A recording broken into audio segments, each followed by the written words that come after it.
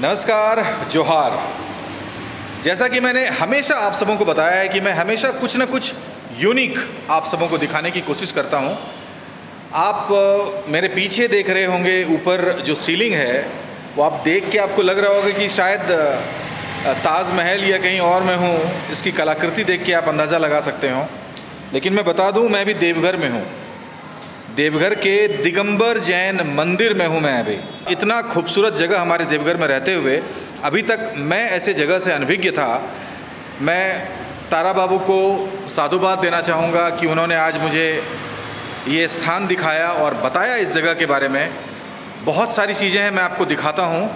सबसे पहले तो आपके सामने मैं पारसनाथ जी की मूर्ति है वो मैं आपको दिखाता हूँ। ये देखिए, शीशे का एक्चुअली केबिन है। इसके अंदर ये भगवान पारसनाथ की मूर्ति है। उसके पीछे तो सब गोल्ड से लिखा हुआ। अच्छा, वो सब गोल्ड है? सब गोल्ड है पीछे में। ओह, और इसके पीछे जो आप सुनहला देख रहे होंगे पूरा, वो सारा गोल्ड है। अभी हम तारा बाबू से भी बात करेंगे, बहुत सारी बातें हमारी होंगी। इन्होंने अभी ऐसी ऐसी चीज़ें हमें दिखाई है जो कि बस मैं कि उन सारी चीज़ों को खाली देखता रहा। इतना अद्भुत और इतना खूबसूरत चीज़ों का इन्होंने दर्शन मुझे कराया। अब मैं कुछ यूनिक चीज़ें आपको दिखाता हूँ। ये तो भगवान पारसनाथ जी, ये भगवान महावीर जी की मूर्ति आप देख सकते हैं। इधर देखिए, ये राम कथा, रामायण से उद्धृत बहुत सारी चीज़ें हैं यहाँ पे जो आप देख सकते हैं। यहाँ से लेके दूर तक आपको वो सारा कुछ दिखेगा। उसके बाद इधर पारसनाथ से रिलेटेड जो भी इनकी स्टोरी रही है और जो भी मतलब श्लोक वगैरह रहा है वो सारा कुछ है। और जब इधर आप आएंगे तो यहाँ पे श्री कृष्ण जी का चरित्र, ये सारा कुछ दिखेगा। सामने देख सकते हैं वो कृष्ण भगवान के जन्म का, जब मथुरा के जेल में जब उनका जन्म हुआ था, उनका अवतार हुआ था, तो वो है। और ये हमारे जैन धर्म के जितने भी श्रेष्ठ मुनिजन रहे हैं उनकी तस्वीरें हैं। काफ़ी खूबसूरत। और इधर 3 तारीख को इन्होंने इस दरवाजे के पीछे मंदिर स्वरूप बनवाया है। उसका भी मैं आपको दर्शन कराऊंगा, उसकी भव्यता से भी मैं आपको परिचय करवाऊंगा। और ये सारी चीज़ें जो आप देख सकते हैं, ये बहुत सारी चीज़ें हैं इसमें।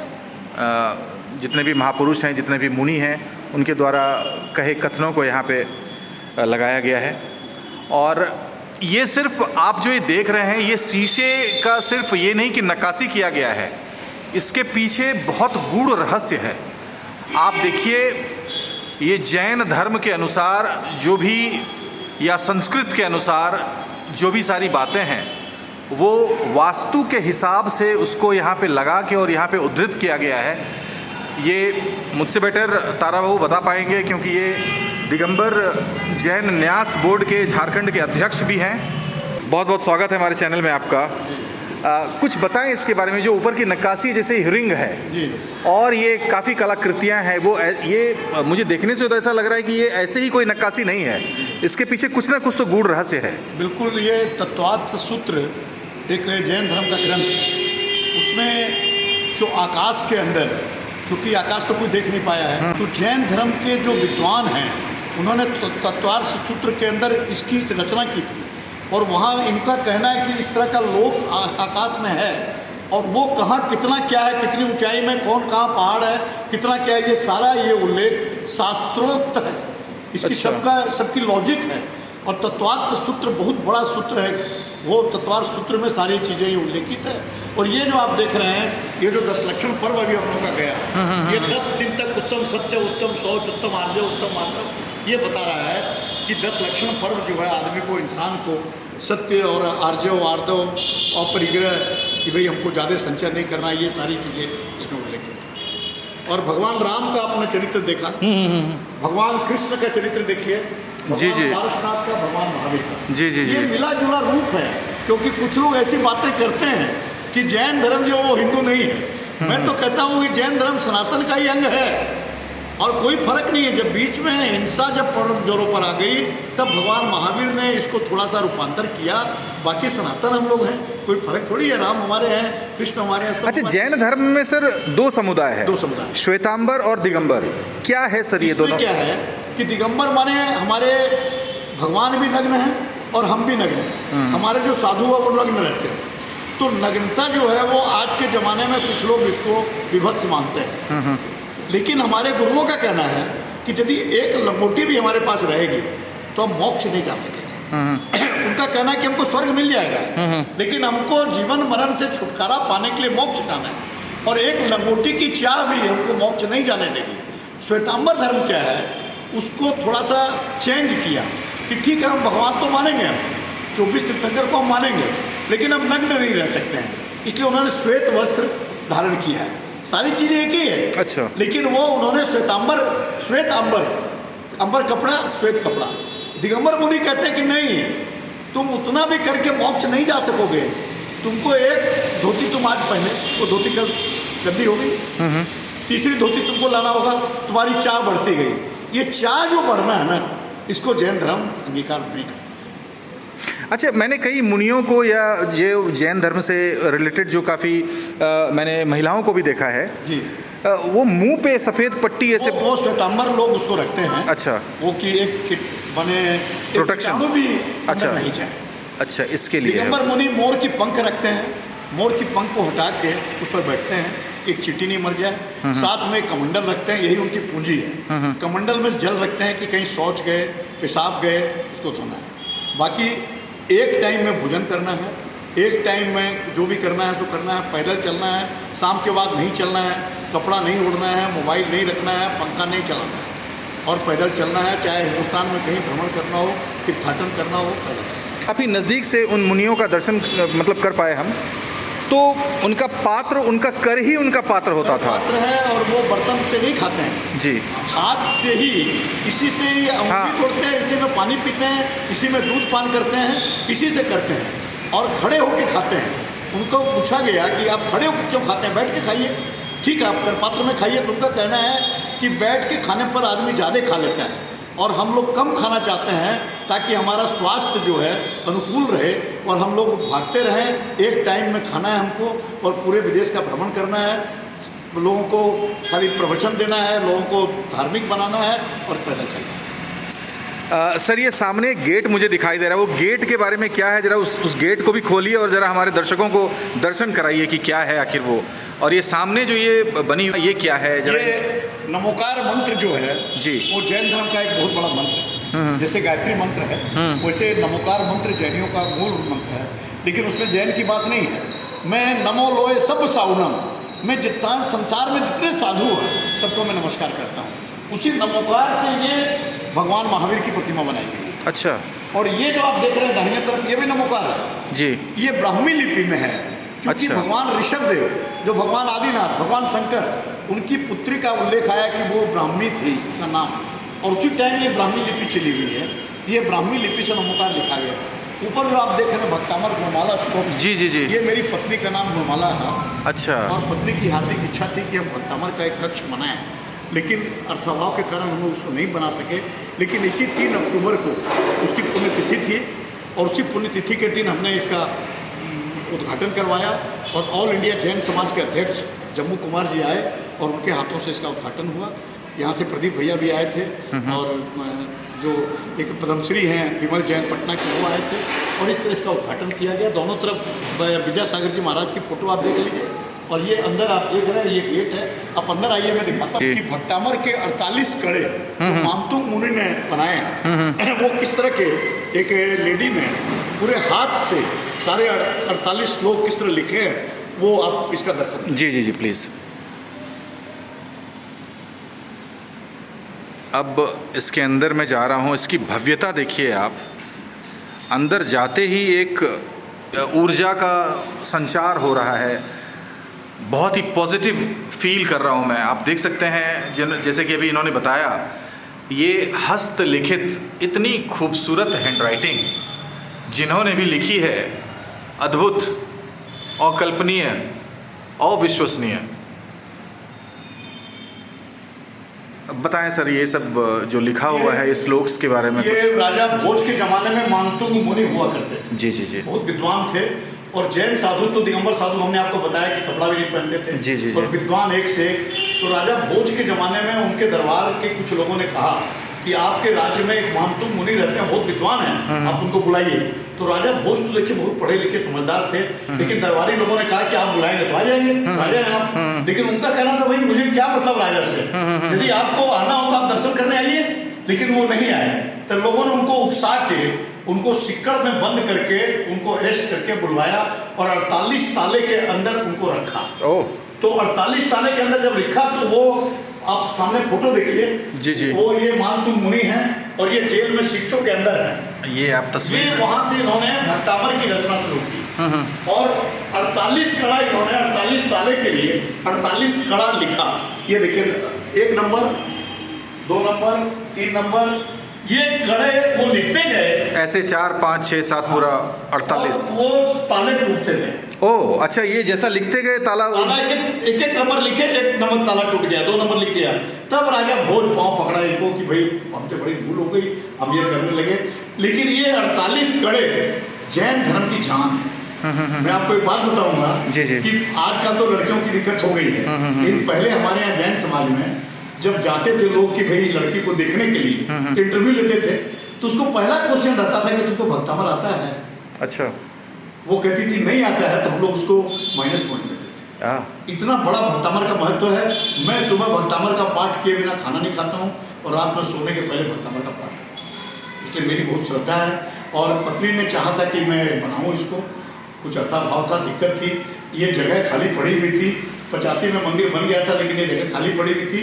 तो इसको अभी जैन कमल बॉम्बे के हैं, उनके निर्देशन में और इसको बनाया गया। और ये आप देख लीजिए पूरा हस्तलिखित, और ये सारे सबके चक्र अलग अलग हैं। बहुत ही भव्य है। मानतुंग मुनि ने जैसा जैसा चक्र बनाया था वो सारे चक्र अलग अलग हैं। ये चारों तरफ संस्कृत से लिखा हुआ है और उसकी हिंदी रूपांतर है।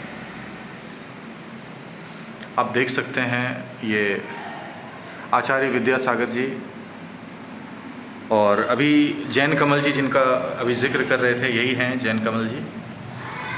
और अद्भुत आप देख सकते हैं, ये हस्तलिखित है। आपको विश्वास नहीं होगा, आँखों पे विश्वास नहीं होगा कि ऐसे भी कलाकार हैं और देवघर में ऐसी जगह है। आपने जब वीडियो का शुरुआत देखा होगा तो आप देख के अचंभित हो गए होंगे कि इतनी खूबसूरत जगह हमारे देवघर में है और हम अभी तक इससे वंचित रहे हैं, हम इसको देख नहीं पा रहे हैं। और यहाँ पे श्रीमती गुणमाला जैन छाबड़ा जो तारा बाबू की पत्नी थी, उनके बारे में यहाँ कुछ लिखा गया है। आप देखिए, मैं थोड़ा नज़दीक ले जाता हूँ, आप पढ़ भी सकते हैं इसको। श्रीमती गुणमाला जैन छाबड़ा का जन्म बिहार के सुल्तानगंज के एक व्यवसायी परिवार में, फिर डेट दिया गया है 12 मई 1949 में हुआ था। और फिर पूरी स्टोरी है कि कैसे जर्नी गई लाइफ में, कैसे क्या हुआ, फिर उनका देहावसान कब हुआ, ये सारी चीज़ें आप देख सकते हैं। अद्भुत, बेहतरीन। और एक तस्वीर मैंने तारा बाबू यहाँ पे और देखी, ये तस्वीर किनकी है? ये ज्ञान सागर जी महाराज हैं। अच्छा अच्छा। जो विद्यासागर जी के गुरु। अच्छा। और ये मेरे सगे ताऊ जी थे। ये देखिए, मैं असल में क्या ब्लड है मेरा, ये देखिए दर्शी विद्वान के रूप में प्रसिद्ध हो गए। आप गृहस्थ जीवन में देवघर निवासी और झारखंड राज्य दिगंबर जैन धार्मिक न्यास बोर्ड के अध्यक्ष ताराचंद जैन छाबड़ा के ताऊ जी थे। ओह वाह, ये मुझे गौरवान्वित है मैं मेरे ताऊ जी रहे हैं। ये विद्यासागर जी को दीक्षा दे रहे हैं। हाँ ये देखिए सब। विद्यासागर जी को हम लोग भगवान महावीर का प्रतिरूप हम लोग माने हैं, राजनीति के लोग माने हैं। और ये बिल्कुल एकदम गौ माता के प्रति समर्पित प्राणी थे। 170 गौशाला विद्यासागर जी महाराज के निर्देशन में चल रही है और ये हमको भी इन्होंने प्रेरित किया कि आप गौशाला का काम देखिए। ये तस्वीरें शायद आप ना देख पाएँ कभी, या आपको ना देखने के लिए मिल पाए, तो आप हमारे चैनल के माध्यम से आप देख सकते हैं इसको। और यही मानतुंग आचार्य जी थे जिनके बारे में कि भी तारा बाबू बता रहे थे कि राजा भोज ने इनको सिकड़ में बांध के और 48 ताले इनको लगाए। और जैसे जैसे एक एक श्लोक, जैसे आप देख सकते हैं ये नंबर 1, हाँ नंबर 1, नंबर 2, नंबर 3, नंबर 4 ऐसे करते करते कुल मिला के आप देख सकते हैं 48 श्लोक जब उन्होंने लिखे, तो हर श्लोक लिखने के बाद एक एक ताला खुलता गया। और ये भक्तिपूर्ण काव्य के सृष्टा कवि के रूप में आचार्य मानतुम प्रसिद्ध हैं। इनका प्रसिद्ध स्रोत भक्तामर, दिगंबर और श्वेतांबर दोनों संप्रदायों में समान रूप से पूजनीय है। आचार्य श्री मानतुम जी, श्री दिगंबर जैन मंदिर, देवघर।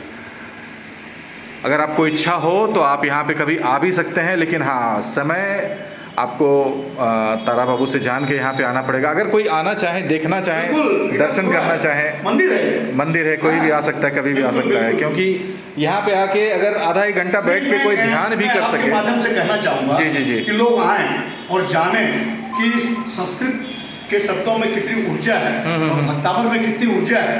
और इसका 45वां श्लोक आपको मैं दिखाऊं। ये अभी पूरे विदेश के सब बड़े बड़े हॉस्पिटल में बचता है। अच्छा। हाँ। ये 45वां श्लोक है। हे प्रभु, जिन मनुष्यों के अत्यंत भयंकर जलोदर रोग उत्पन्न हो गया हो, उसके मार से जिनकी कमर टेढ़ी हो गई हो, जो अत्यंत शोचनीय दशा प्राप्त कर जीने की आशा छोड़ चुके हैं, वे यदि आपके चरण कमलों की रस से अपने को आच्छादित कर लेते हैं, अर्थात आपकी भक्ति करते हैं, तो वो सचमुच रोग मुक्त होकर कामदेव के समान रूपान हो जाते हैं, अर्थात आपका आश्रय रोग से मुक्त करना है। वाह। ये अभी विदेश के प्राय बड़े बड़े हॉस्पिटल में इसका बचता है। और इसकी ये बीच में मैं थोड़ा सा एक स्थान रिक्त देख रहा हूँ, ये इसका क्या मतलब है, जरा बताएं आप। इसमें देखिए गुणमाला जैन की फोटो थी। अच्छा। तो मेरे मन में बात आई कि चूंकि ये मंदिर का रूप है और उसकी फोटो हटवा दी हमने, और ये जो चावल से लिखा हुआ नमोकार मंत्र है वो उसमें आ गया। वाह। आप देख सकते हैं कितनी ऊंची और पवित्र सोच है इनकी, इनके सोच को सलाम।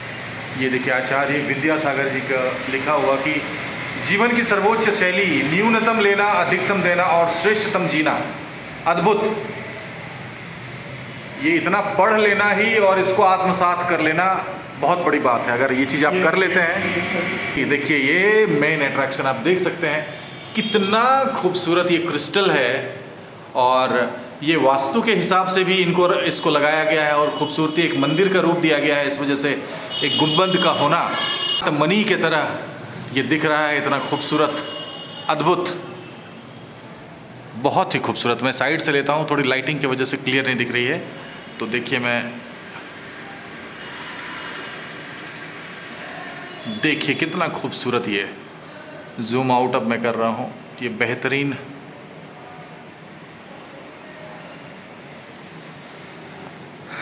Thank you so much sir कि आपने इतने अद्भुत मतलब चीज़ों से आज दर्शन कराया है, अद्भुत ज्ञान आपके माध्यम से, और आज मुझे ऐसे जगह पे आने का अवसर मिला, इसके लिए मैं आपका ताउम्र ऋणी रहूँगा।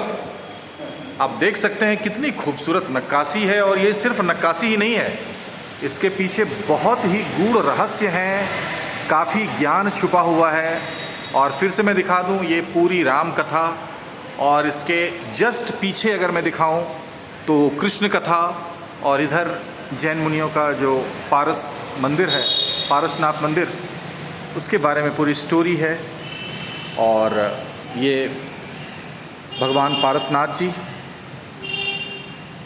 और पीछे जो आप देख रहे हैं, जो भी स्वर्णिम कलाकृतियाँ आपको दिख रही हैं, वो स्वर्णिम होनी है क्योंकि वो सारा गोल्ड है, सोने से बनाया हुआ है वो पूरी आकृतियाँ, बहुत ही सुंदर। यहाँ पे आएंगे तो आने के साथ अपने विचार, यहाँ पे आने के बाद आपने कैसा फील किया उसे ज़रूर अंकित करें।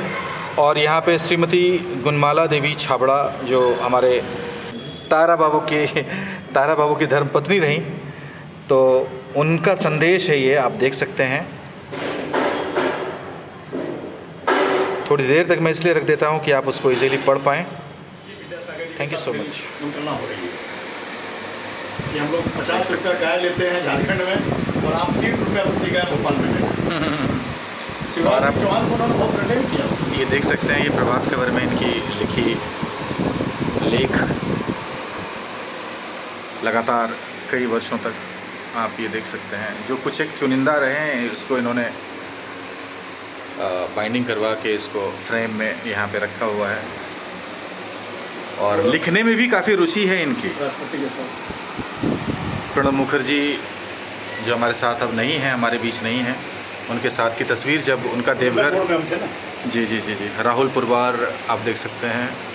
ये टीपी से ना। हाँ हाँ हाँ हाँ। अच्छा, राहुल पुरवार यहाँ पे उस वक्त डीसी थे। ये क्या है सर, इतनी फाइल्स ये? देखिए, मैं दिगंबर जैन धार्मिक न्यास बोर्ड का अध्यक्ष हूँ और झारखंड में जैनियों का प्रभुत्व है, इसलिए कि जैनियों के 24 तीर्थंकर हैं, जिसमें 20 तीर्थंकर पारसनाथ पहाड़ी से मोक्ष गए हैं।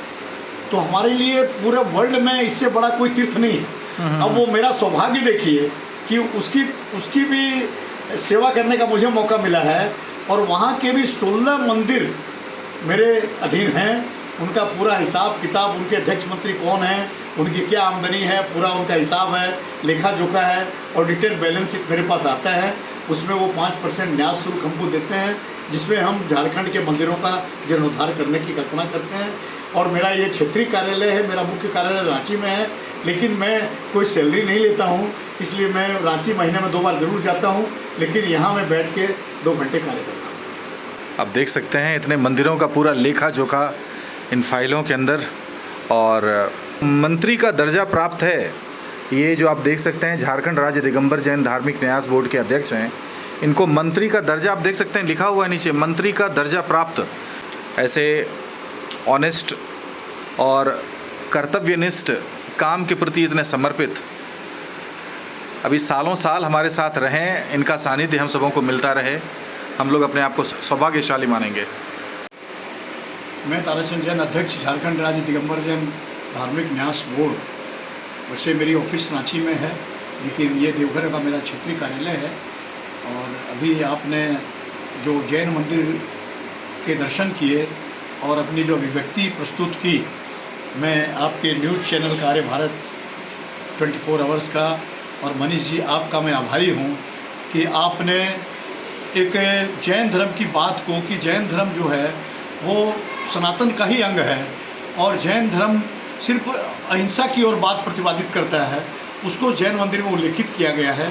और उसके बाद आपने जो 48 कड़े का भक्तामर का कक्ष देखा, वो मैंने अपनी पत्नी की याद में इसको बनाया और ऐसा कुछ नहीं रखा, इसलिए भी हमने फ़ोटो भी नहीं रखी, चूँकि ये मंदिर है, लेकिन एक स्मृति भगवान दिगंबर जैन मंदिर देवघर को दे दिए। और आप आए यहाँ, मेरे कार्यालय में भी आए, आपका बहुत बहुत आभार।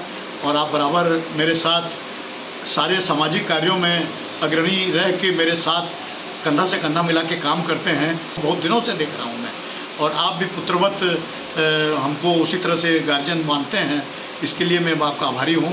और मेरी बहुत बहुत शुभकामना आपके चैनल के प्रति और आपके प्रति भी, कि जीवन में आप इसी तरह उन्नति करते रहें और हम लोग को भी सराहते रहें। क्योंकि देखिए, अब इस उम्र में आके यदि कोई सराहता है ना, तो वो हमारे लिए टॉनिक होता है। जी। ये टॉनिक आप लोगों से मिलता रहे तो जीवन में 2, 4, 5 बरस और निकाल देंगे और समाज का काम करते हैं। सर बहुत बहुत धन्यवाद आपका समय देने के लिए।